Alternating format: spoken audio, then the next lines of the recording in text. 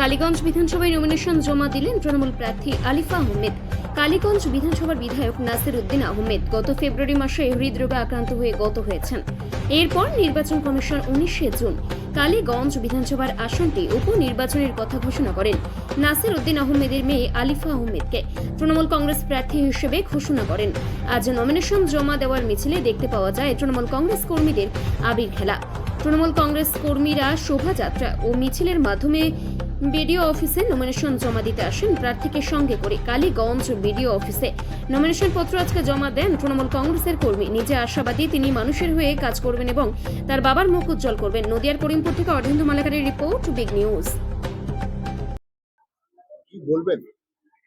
এটা আমাদের কর্মীদের আবেগ এবং তার আবেগই আমাদেরকে সাহস যোগায়। আমি আশাবাদী নির্বাচনের ফলাফল খুব ভালো হবে। আজকে যে উচ্ছ্বাস দেখলাম মানুষের মধ্যে, আমি ভীষণ আশাবাদী।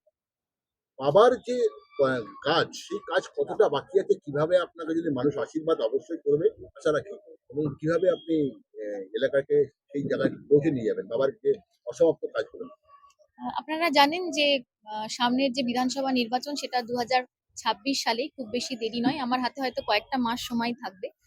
বাবার কিছু স্কিম অলরেডি তৈরি হয়ে আছে। আমি ফার্স্ট প্রায়োরিটি দেব বাবার সেই সমস্ত অসমাপ্ত কাজগুলোকে সম্পূর্ণ করার।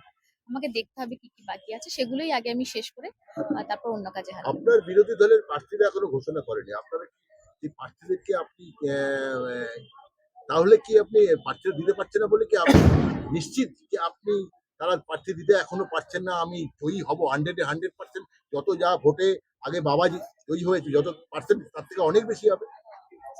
না, আমি একটা লড়াইয়ে নেমেছি। আমি প্রতিপক্ষকে কখনোই ছোট করছি না। আমি এই লড়াইয়ে আমার সর্বস্ব দিয়েই নেমেছি। তবে আমার বিশ্বাস তৃণমূল কংগ্রেসের আমাদের যে কালীগঞ্জ ব্লকের সংগঠন খুব শক্তিশালী সংগঠন। আমরা ভীষণ বড় একটা মার্জিন নিয়ে নির্বাচনে জয়ী হবো, সেটা আমার বিশ্বাস। বাবার তার জন্য আমরা যতটা ছিল অবশ্যই আমাদের টার্গেট হচ্ছে বাবার মার্জিনকে ছাড়িয়ে যাওয়া। তার থেকে ছাড়িয়ে যাবে। হ্যাঁ, আমি আশা করছি মানুষের মধ্যে যে উচ্ছ্বাস দেখছি, আবেগ দেখছি, আশা করছি। দিদি প্রচারে কি মানে নতুনত্ব কি নিয়ে যাবে? ইস্যু কি থাকবে? দেখুন, আমাদের এইবারের যে উপনির্বাচন, আমার মূলত এটাই ইস্যু হবে। বিগত দিনে আমাদের তৃণমূল কংগ্রেস আমাদের দিদির হাত ধরে যে সমস্ত উন্নয়ন করেছেন পুরো পশ্চিমবঙ্গ জুড়ে, সেই উন্নয়নকে হাতিয়ার করে আমি প্রচারে নামবো। সেই সঙ্গে সঙ্গে বাবা বিগত অনেক বছর ধরে এই কালীগঞ্জের মানুষের পাশে ছিলেন, তাদের সেবায় নিমজ্জিত ছিলেন। তো বাবার যে উন্নয়নগুলো ছিল সেগুলোকে হাতিয়ার করে লোকের সামনে তুলে ধরবো, যে বাবার কন্যা হিসেবে আর বাবার যে সমস্ত অসমাপ্ত কাজ এবং বাবা যেই পথে চলেছেন সেই পথেই আমি চলবো আর মানুষের পাশে থাকার চেষ্টা করবো। ঠিক আছে। Thank you. আমার আরেকটা কথা বলার আছে। আজকে আমি নমিনেশনের পেপার জমা দিলাম। আপনারা জানেন তৃণমূল কংগ্রেস এমন একটা দল যারা নারীর ক্ষমতায়নে বিশ্বাস করে। গত লোকসভা ভোটেও দেখেছেন যে আমাদের যতগুলো এমপি ছিল তার মধ্যে প্রায় 38% মহিলা ছিল।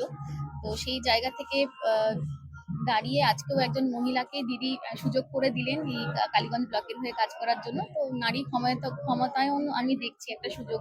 এই নির্বাচনে জয়ী হয়ে মেয়েরা এগিয়ে যাচ্ছে অগ্রগতির পথে, সেটা খুব গর্বের বিষয় আমার।